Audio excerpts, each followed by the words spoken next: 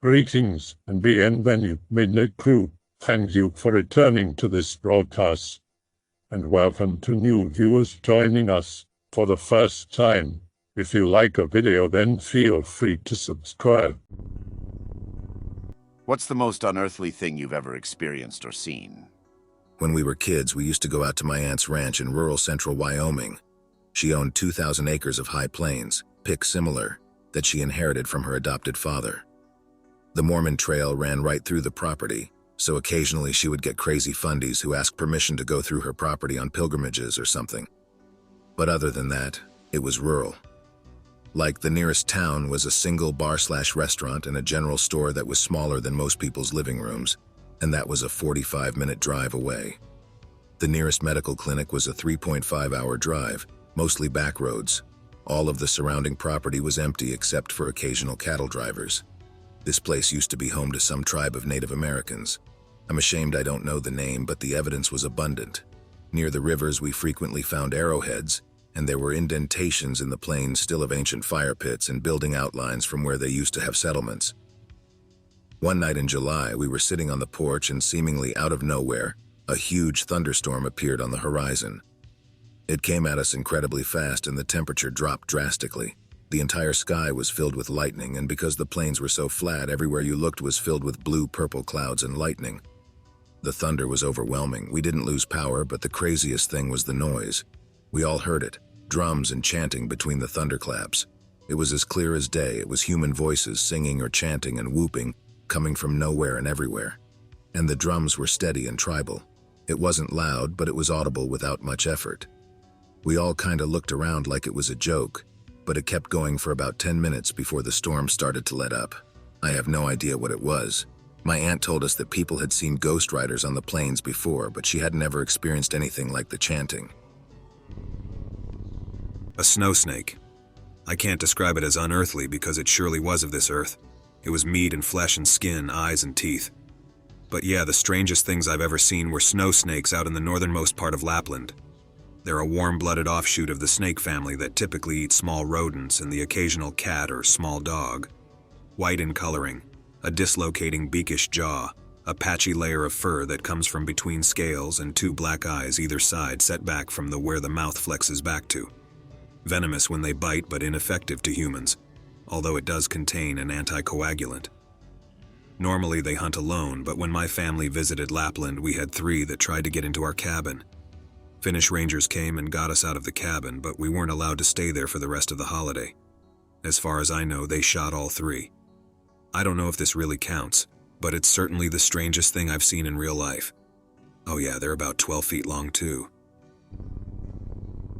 Probably a group of legitimate UFOs. I say legitimate because I don't know if they were alien, but I have no clue what they were, and they were flying. So, my dad and I were either just arriving at or leaving our fishing spot when we noticed somewhere between 3 to 8, let's say 5, silver bullet-like aircraft doing weird shit. Nonsensical preamble aside, these things appeared to turn at right or even 180 degrees. They would fly straight up and would then be going right off a 90 degree without any evidence of a lean into the turn. Another one also went straight up and then decided it needed to come back down before doing a 90-degree turn, probably a couple hundred feet from the ground. Probably the weirdest part was one of these things flew close enough to us, maybe 100 feet up, to where we could make out certain details on the craft, and it was completely silent. To describe them a little further, they looked like silver bullets with 2 tiny wings attached at the back that shouldn't give these things enough lift. They were also tiny. Could maybe fit 1 or 2 people comfortably. There was no discernible cockpit from the one that passed us low, and it looked like it had random lights and techno gadgets, for lack of a better word, attached to the outside of it. They also all had the chemtrail effect coming off the back of them. This was the only way we could follow the ones that were further away. This whole mess seems very incoherent. Maybe, when I have more time, I'll come back and give it a finer pass. Wasn't paranormal, but lived in an area with a lot of abandoned houses and such. Just playing with some friends one day, there was an area we liked to play baseball in a big field. Easiest way was to cut through the lawn if one of the empty houses. Might have been like 8. Cutting through one day, gonna meet some friends. See a man inside the house, which is strange. Just keep walking anyway. Homeless, we're not uncommon. Starts yelling at me from the house in trespassing, etc. Comes outside saying I'm not supposed to be here. I yell back that we play here all the time. Turn my back to keep walking. Dude had covered the distance between us quite quickly, and apparently silently. Grabs my arm and starts yelling more, can't even make out what he's saying. Here, I'm gonna make you pay, you little shit. Starts dragging me back to the house, when one of the big kids I would play with notices this scene, runs over and hits the dude with his bat. The man lets go and the big kid scoops me up and runs away with me. Throws me on his mini bike he had and we take off. Speed home as fast as possible, tell parents. Cops naturally get involved. They search the house, dude is gone, but find evidence of someone living there. There's dog and cat bones in the basement and other filth. House gets knocked down not too long after. Just have one. Be me 3 years ago. I had to go back to the office late at night because I'm an idiot and screwed up some work orders for the next day, so I had to fix them. Done with the orders. Walking down the main corridor that goes to the employees' parking lot. Walking to my car when I hear a humming sound. Then, a loud pop, like if a giant balloon just exploded. Then some seconds of nothing, WTF. Out of nowhere, something like a foghorn but amplified by 1000 goes off. So scared that I nearly pissed myself. Got inside the car. After 2 or 3 seconds, the sound stops. I'm confused. Saw the night guard running in my direction. Asks me if WTF was that and if I'm okay. Yeah, thanks, but I don't know what that was. Nothing like that has happened to me before. Asks me if I can drive and shit like that. Tell him I'm okay. Noped out of there. Still don't know what happened that day, but someone told me that it might be related to some atmospheric anomalies or something like that. Something like the one that causes the trumpets in the sky. Can't think of the most scary thing at the moment, but just a few hours ago I was driving into town for my girlfriend's to get some stuff. This was around 11 p.m. From her small village to town, there's a fairly long stretch of road, maybe 2 miles, with next to no pavement, surrounded by forest. About halfway down this stretch, I saw something begin to walk in front of my car. I wouldn't have managed to slow down in time and I would have hit it, but no thud. There were no other cars behind or in front of me. I kept driving. What I saw was a very slight blue and it looked partially torn apart. After I got my shopping, I went back home. This is a different route, different road, and the complete other way entirely. Another stretch of country land. I get to a corner where there's another small patch of trees, and as I pass it, I see a sign saying, "Help me," with a small rag on it. This disturbed me, so I turned back and got a closer look. The sign had gone. I don't know what it was, but I'm still awake and I would rather not be. When I was young, around 6 years old, my family was very wealthy and tied to many influential people and families. At the time, my dad needed a place to stay out of town while on a business trip. We, being me and my mother, ended up going along. I won't disclose where for personal reasons. On with it, my father was allowed to stay in one of his friend's pieces of property. In short, this place was huge, a literal fortress, mansion, whatever you want to call it. However, there were no maids or service, leaving our family to tend to ourselves while we were there. When exploring the house, I remember finding a crawl space, like 3 feet by 3 feet up this spiral stairwell that led into some sort of watchtower closet bedroom setup. It's a tough room to describe, but I can try to paint it with words. The spiral stairwell was about 20 steps total, and it went straight up already at the top of the building or near it, so I thought at the time. When I got to the top, I entered a small room with another room set up as almost a walk-in closet, behind some boxes the crawl space which had a padlock on it. The padlock at the time was unlocked. I look back on it now and I realize nobody was probably supposed to find this in the house, but me being adventurous stumbled upon it. Upon nearing the door, I remember feeling calm, as if it was welcoming, when in reality it was just a white wooden panel in the wall that was movable. Though it felt like so much more, I had to see what was on the other side. So I opened it, and to this day, I don't know what it is, but something. It just blurs my memory of the room. I have no recollection of even crawling through the hole in the wall, or what I saw when I immediately opened the door. The memory goes, I bend down towards the crawl space.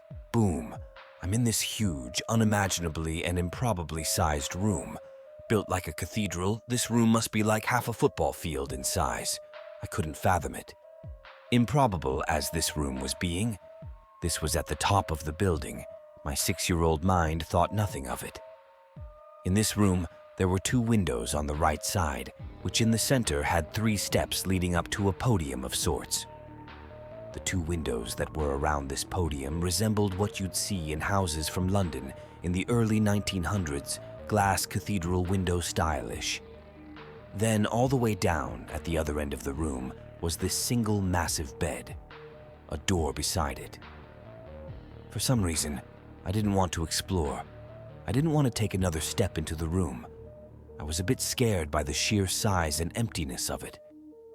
I can't recall if the room was black, carpeted black, and the walls painted black, or if it was some sort of brick. So I looked back towards the crawl space, and the next memory I have is standing outside of it, rushing to get my mom as my dad was out at work, to show her what I had found. I remember she came, climbed up the stairs, and I showed her the crawl space. I can't recall her going into it or not, but my memory is she immediately locked it and said never to speak of what I've seen and never to come to this part of the house again. To this day, I still dream of that room and think back on that memory, all these years later, wondering what the hell I had stumbled into, if it was some portal into the late 1800s, the early 1900s, or if I saw something traumatic and that was my 6-year-old mind's way of coping with it. Quick follow-up, never spoke to my mom about it ever again, never even though till this day, and it's too late now as she's dead. I kind of forgot the room and just think back on it as a memory. It's not even as if I buried it intentionally, it's just I never really felt it was that important until later in my life. Too much to even care to remember. But let me tell you this. I saw a full-bodied entity at my job just the other day for a second or two. Was taller and thicker than I. I work at a pharmaceutical company and I can only assume he was there because a side effect probably killed him. I didn't get a good vibe from him and it took a second for it to dawn on me because I'm thick-headed. So I went back to the room that had no lights on and he was gone, as if he was never there. But he was mad. The fact he was in that room probably means the one he thinks is responsible for his untimely finish enters that room. Makes me wonder honestly. Sometimes I have thoughts that aren't mine, and it's obvious they're others. But then sometimes it's disturbing thoughts, like someone eating me. I ignore them, but after seeing that one spirit, makes me think that sometimes they come there and their rage is expressed through stress and the team shouting at each other. They always get the work done on time and good, yet the stress overloads them. Doesn't for me, and I'm one of those hedonistic degenerates. Now, I can control and invoke a variety of emotion to power myself up. Like I can allow myself to feel anger, and suddenly it's like I popped a caffeine pill. Or in a life or death situation, it's like I become a silverback on cocaine. But that is all hatred. It's not even anger at that point. Starts with it, but it becomes something uncontrollable. I call it apeshit mode. Luckily, I have never used it against another being, but I have expressed it in feats of strength or outbursts of violence against things, even when injured. It's so intense it can be literally felt if I'm still. So intense that if it's happening and I'm still, and there are others in the room, they literally believe any action I take, like simply walking to my garage, they genuinely believe that I was going to hurt them. I like to think of that one episode of that anime Garden of Sinners, where the red-head kid gets a glimpse of Shiki walking through the door and slashing his neck. I think that's how they perceive it. I can also invoke it in a trance state. If it's invoked, it's different than when I allow it to surface as a reaction. Invoked, I am able to control myself. If it surfaces from something creating a reaction within me, always external, and I allow it, it takes over. So while I am like this is why I can perceive these spirits causing such outburst behavior in my coworkers. Even if I have been relatively calm, even behind closed doors, if I partake in it too long, it shows in other people. So it's something I don't invoke or allow often, only basically for life or death situations and thunderstorms. Best way to stray lightning. After all, ignoring one's own safety is a form of hatred, but be warned. There is a force that doesn't like to be forced. It will strike back and inject thoughts of lightning striking one, even if their entire life they never had such thoughts. I had a very interesting experience in that regard one time. I've only ever had one paranormal experience. Parents had an auction business and would go to people's properties to sell their stuff before people would move. I remember this 1-2-story house specifically. The owner said that the person who lived in the house before practiced black magic, had a creepy stairway with a glass-stained door at the end of the house leading upstairs. Completely unused top floor, the owner was an old handicapped man who could never go to the second floor, go up there with a cheap camcorder. No matter what, my camcorder kept malfunctioning and draining my batteries. Notice at the end of the second floor was a closet that had a secret door inside that led to the ritual room. The door to the room was pulled off the hinges, but still had a bunch of locks and a pentagram in red. It always had "Keep Out" in red paint on the door. The ritual room was a tiny rectangular room with a raised platform by the big window. You could tell someone had done witchcraft at some point. Very uneasy feeling, plus my camcorder wouldn't work half the time up there. The one time it did work, I recorded a bunch of footage of me walking through. Get outside of the house, WTF, all my footage is gone. I think I also made a mistake. I found this book called Myth and Magic, or something like that. I was fascinated with things like that, so I read the book.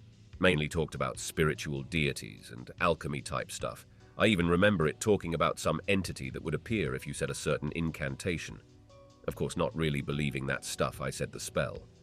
Still, to this day, I feel like I may have summoned something I never knew about. Hope it was just a fluke spell and does nothing. High school was a stressful time for me, and I had trouble sleeping.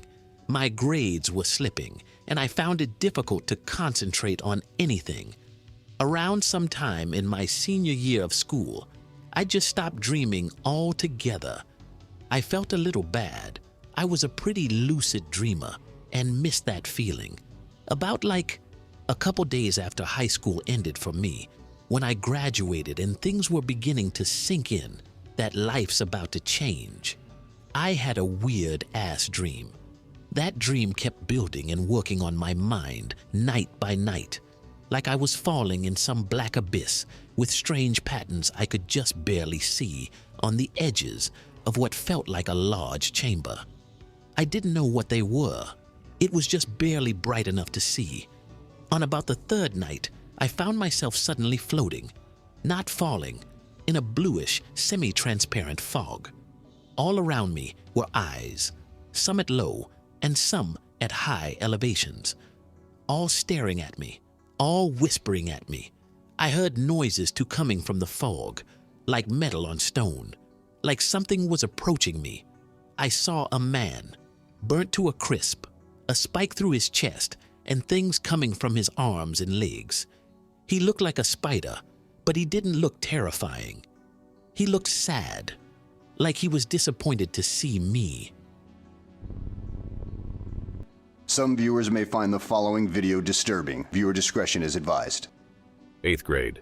English class. The English teacher's this really weird guy. Really charismatic but soft-spoken and gets offended really easily at kids making fun of him.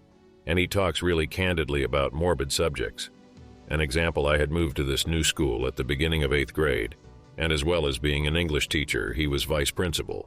So he was in charge of showing kids around and interviewing them. In the first 20 minutes, he goes on a massive tangent when we talk about public versus private school. He was principal of a private school, to the point where he starts talking about the massive self-termination rate in places like Denmark due to minimum sunlight. Both me and my mom immediately realize he's weird anyway. Back to the class. Around April, I had an entire year with him. For the most time, he's normal, with a few exceptions, like the fact that he would inject some hardcore ideology in our lessons on philosophy. One day, he gave us the old philosophical puzzle of whether to save yourself or everyone else in a boat if it were you and 5 other strangers. Literally says, since I know for sure that I'm saved and the strangers might not be, I'm completely all right with letting the rest of the party die. It was at this point that everyone in the class was freaked out. Still, what could you do? It was a private school and it may have been weird, but what did we pay for? We had this little conversation outside in the preschool playground. That was the only reason for us to go outside to this little playground, to have him establish to us that he would let everyone else die because of his beliefs. On the way up, he stops this kid Marcus from exiting the playground. With all of the students giggling, he starts pushing Marcus's chest down, making him lose balance and slide off the kid's apparatus he was on. Continued to have his finger on the kid's chest as he goes to the ground and pins him there. He does this many times with Marcus. Marcus is a class favorite of his. Distinctly remember getting pissed that his terrible essays were getting higher grades than mine, even though I was a little try-hard. A few weeks before the fateful day, we were reading Lord of the Flies. Basically, a story about a bunch of kids stranded on an island, story about how societies are formed, etc. No joke, he literally gets up at the end of class and states to all of us, "In the spirit of the Lord of the Flies, we are having a little excursion for a few days in Sipsey." Sipsey is the largest and most remote wilderness area in Alabama and Mississippi. Oh yeah, and it's strongly suggested that the boys come. Jessica, you can come if you want, but you don't have to. Jessica was the only girl in our class. Safe assured I wasn't going to go on that ridiculous safari. Sure enough though, people started signing up. A few days after loudly exclaiming to my friends that I wasn't going anywhere with that freakish English teacher, I start to feel bad and left out. Think of telling my mother and asking if I can go. I ask her and she says sure, but she would have to get it confirmed with the school. Both me and my mother miraculously forgot, and when the deadline for signing up was approaching, I just decided to forgo it and take a test instead with a few days break. This is the last day we do anything constructive in the class. Deadline coming closer. Heard through the grapevine that the majority of the kids' parents found out about the trip and removed them from attending, mostly out of convenience issues. We were supposed to have finished the book by the time the trip was to happen. Spend the next week just reading and taking notes in class. One day, teacher shows up to class in a sweatshirt looking hungover. Literally came in every day wearing a suit. Something is wrong here. Today we're going to make a little change and not read Lord of the Flies. Today I'm going to teach you about the Mobius strip. Achievement was the study of the strip that shares his name. Orders all of us to create a paper strip and then attach both ends to one another, creating a ring. His strip is also useful in philosophy. Hold the strip in front of your nose. We comply, laughing nervously. The outside of the ring is the side of you that you show to people every day. It is still a part of you, and is true to how you really are, but it is segregated from the majority of your thoughts because of the way society deems certain things acceptable or not. You see the inside of that ring. Only you can see that surface. No one else in this room can see it. That represents your deepest inner thoughts, feelings, and desires. This is just as real as the outside of the ring, but it represents the parts of you that make you absolute, and also unacceptable to society. I need to tell you that every single person in this room, and every single person on the planet has things about them in this strip that they will never tell anyone about, not to their deepest lover or to their closest family member. They will die with it. That is what you should remember when you deal with anyone, no matter how easygoing or simple or nice they appear. They all have it. Have a nice day. Lets us out a solid half an hour early. We look at each other weirdly, but just assume it's him being him. 2 days later, he gets raided by police. Had assaulted hundreds of boys in a 10-year span of being a teacher. Started in summer camps, where he would groom them with food and force them to watch adult movies with him. Would be in charge of overnight lock-in-s as a part of certain school summer camps where he would have dozens of boys by himself in basketball gyms for an entire night. Would play games with them in which he would strip and chase them around the building. Every time there was a complaint against them, he would simply move schools. We all get called in a few days after the incident by the principal, who through sobs tells us what had happened. Tells us also that the trip he planned wasn't ever in the works when it came to the school. The monster was about to take all the kids in our class on a private trip with him, under the guise of it being a school-sponsored trip. We also had diaries that we would keep in which we would have correspondence with the teacher on literally any topic. School didn't know about that either. I just talked about dumb shit with him and didn't seem to be attracted to me. Darkness to Light also came and talked with us. Did anyone see anything suspicious when they were being taught by Mr. Sanders? I thought about it. I did have one story. A few months earlier, he noticed I had a messy backpack and thought it such a problem that he ordered that I have him help me with it after school. After school, he leads me into his office.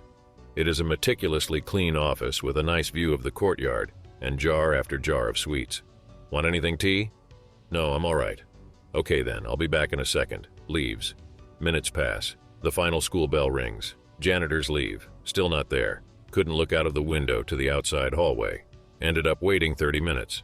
He finally comes in, rustles some paper inside my backpack, and orders me out of the room darkness to light people listen to it and investigate. He had a one-way mirror installed in his room. Surprise, surprise, the school didn't know about that either. They told me and my mother about this. We left the next year to go to a nice-ass boarding school out of state because I tried my ass off and was a star baseball player. The school lost a shit ton of students I came to find, and as a result went from an up-and-coming school in my town to basically a preschool attached to a church. His wife had to skip town as well as his children. So yeah, that's the creepiest thing I've ever gone through. My comments from a friend's spoopy experiences thread on Facebook a few days ago may take several posts. 1. I once dreamed that I was exploring my apartment complex on Mountain Creek Road. I walked out of one breezeway and into a room with burgundy carpet, wood-trimmed furniture in the same color, and one wall made of giant panes of glass, perhaps 3 by 6 feet or so. Some weeks later, I decided to bury the hatchet with my maternal grandfather, from whom I had been estranged for a decade. I accompanied Uncle Mark to the hospital in Stevenson, Alabama, a city which I had never visited, to see Grandpa in the cardiac unit. When I entered the hospital, the lobby was the room from my dream. 2. I once went to the haunted hotel room at the Reed House with some friends who claimed to be psychic. I am not only not psychic, I am anti-psychic. I don't show up on their radar, and I do not sense anything out of the ordinary. To the best of my knowledge, I was the only person who went into the bathroom. Later, we were at a friend's apartment discussing the event. A couple of them claimed to have gotten a flash of a name, but they couldn't quite pin it down. Martha Taylor, Mary Thomas, something like that. They couldn't settle on a name, but they did agree that the initials were MT. At one point I spoke up and said, "I wonder who wrote Tom backwards on the bathroom mirror." When asked what I meant, I said, "You know how you can mark a mirror with the oil on your skin? It looked like someone took their finger and wrote MOT on the mirror. You could sort of see the light bulbs go off over all of our heads at about the same time. Was it Martha/Mary/Marcia Thompson/Taylor/Thomas, initials written in her own ghostly hand? I have no idea. But as I said, I believe I was the only person from our party who went into the bathroom, and I know that I didn't write it." 3. I dreamed one night that I had a lengthy conversation with Granddad.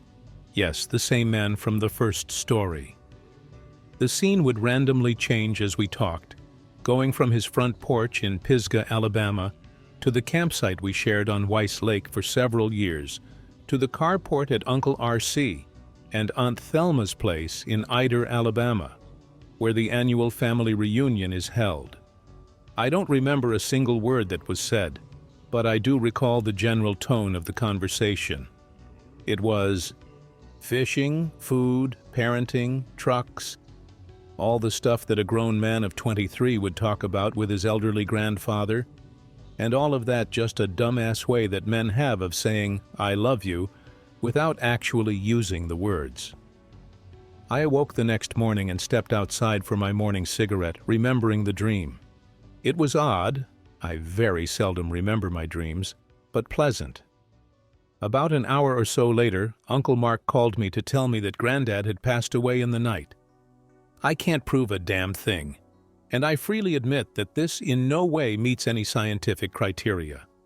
But I believe that he came to me to say goodbye, and to make up in some small measure for the 10 years we'd spent estranged from one another. 4. I explored the abandoned Pine Breeze Sanitarium on Stringer's Ridge, not far from Memorial Drive in Red Bank. We found nothing interesting, only empty rooms and knee-high piles of papers that had been dumped out of file cabinets when they moved the facility to Moccasin Bend. I told the story to my friend Cherie, though, and she started going up there on a regular basis to data mine through the paperwork.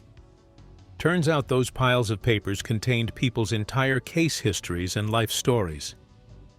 The last time she went, a friend went with her while 2 others explored the grounds. Cherie and Chris walked into a room where they'd been before, to resume going through the papers there. In the length of time it took them to enter the room and kneel down, they heard a noise behind them, and an unseen hand had written on the previously blank chalkboard in letters about a foot tall, "You don't want to turn around right now." At that moment their friends upstairs screamed. Cherie and Chris screamed, and they all ran away and never went back. Upstairs, her friends found a room with a fire pit dug into the floor, bloody animal parts scattered about the room, and occult symbols painted on the wall. Further, she later heard from the construction foreman who oversaw the demolition and clearing of the buildings, and the construction of the subdivision which now occupies that land. He told her that they would hear disembodied children laughing and playing as they were driving their bulldozers around, but could never find any children. He personally heard a female child ask him from about a foot away, "What are you doing here anyway?" as he drove his bulldozer. He also said that what should have been a 3-month job took over 6 months. His Latinx day laborers would work for a day or two and then disappear, not even returning to get their paychecks. Spooked by voices. 5. My house is haunted. As I mentioned beneath a comment above, things will disappear for a little while, only to reappear later in a place that had already been thoroughly searched.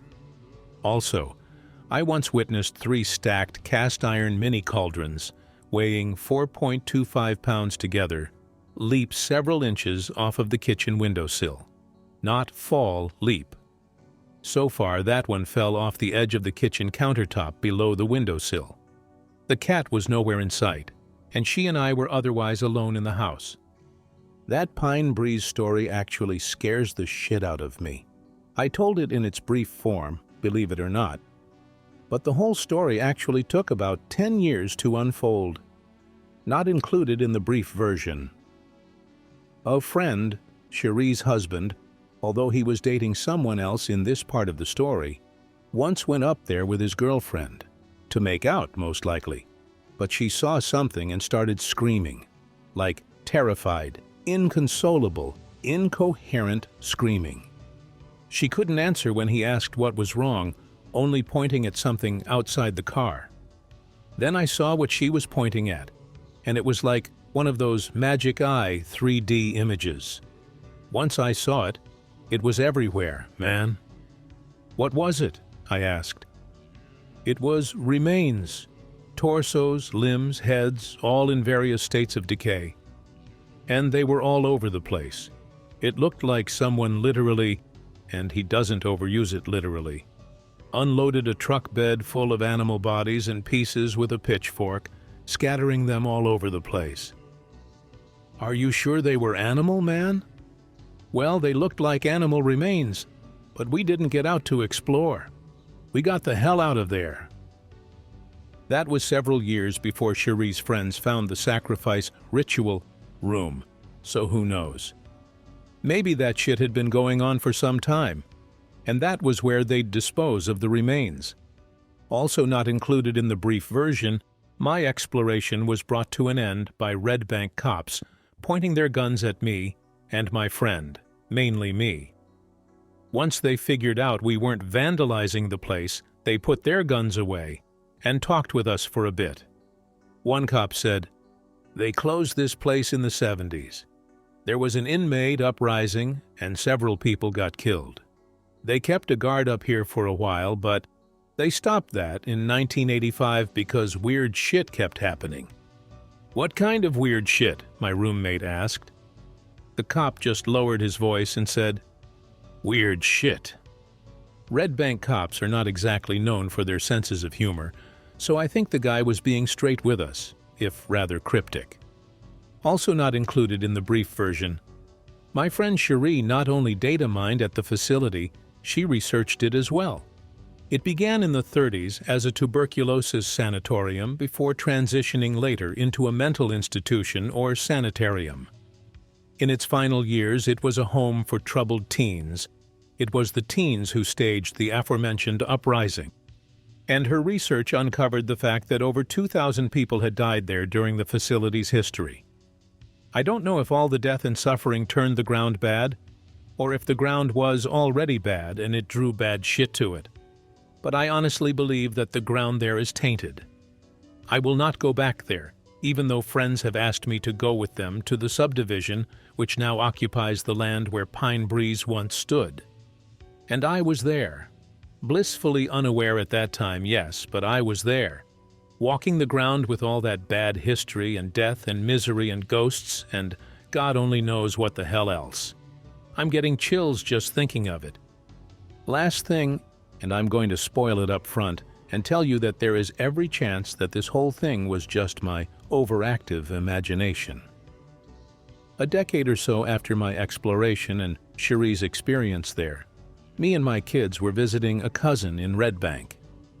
We headed home about 11 in the evening, and I asked the kids, "Hey, y'all want to go see where that Pine Breeze story took place?" They said sure, so I turned off of Dayton Boulevard onto Memorial Drive, then up Pine Breeze Road. I had not passed the location in several years, and the last time I had it was just dirt. The demolition was done, the rubble removed, and the construction not yet begun. We crested Stringer's Ridge, and as we started to come down the other side, my headlights hit the sign at the entrance to the subdivision. I saw something, and my brain sent the signal to my body, "Scream."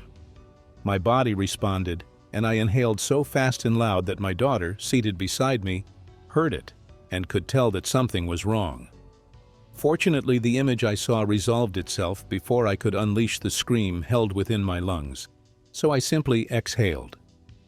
"Dad, what's wrong?" Katie asked. Again, this was almost certainly my mind playing tricks on me. There is no good reason to think anything else. Nevertheless, I cannot shake that small voice that says, something there was screwing with me. Maybe it even remembered me. "Dad, what's wrong?" Katie had asked. The name of the subdivision is Hill Point, but Becca, I swear to you on all that I hold sacred, that when my headlights hit the sign, for a moment I saw it as Hell Point. Jesus, now I'm good and creeped out. Here endeth my Facebook comments. I attended the U.S. Air Force Academy for college. There are miles and miles of tunnel systems under the academy. The tunnels were used for basic service, transportation, storage, etc. It was rumored that one of the tunnels was a very old entrance to NORAD Cheyenne Mountain, along with other tunnels that eventually connected to the Denver airport, other military bases, etc. A few friends and I were on academic probation most of the time, so we weren't allowed to leave the base and literally had nothing to do on the weekends, so we dedicated our weekends to mapping out the tunnel system and finding the NORAD entrance. After a year, we found the entrance in NORAD. It was about a 10-mile trip through a fucking labyrinth, and I'm surprised it only took us 1 year to eventually find it. The size of that door, I will never forget. I swear, fucking Darth Vader could have fit his Star Destroyer through it. That door, built into the rocky, rough side of the mountain with literally no signs or indicating what was behind it, was a very creepy sight to the eye. It was apparent the door could only be opened from the inside, but we knew it was still in use because there were food wrappers/trash that had current expiration dates on them, along with a few random articles of clothing that were the updated camo pattern for the Air Force of Airmen battle uniform and not the old battle dress uniform. We bought a spy cam online and planted it by the entrance the following weekend to see what the fuck or who used the door. We gave it a couple weeks and then went back to get it and watch the recordings, but this time the lights/power were cut off for about 100 meters leading up to the area door where it was dark. Our spy cam was missing and there was no way someone could see it with their naked eye. It was very well hidden. Obviously someone had seen us plant it somehow. I'm guessing through surveillance cameras that were hidden. I'll never forget that. I hope that you enjoyed tonight's broadcast. If you enjoyed tonight's story, then please subscribe to the channel as more green texts will appear daily. A new broadcast will appear when the clock strikes midnight Central Time.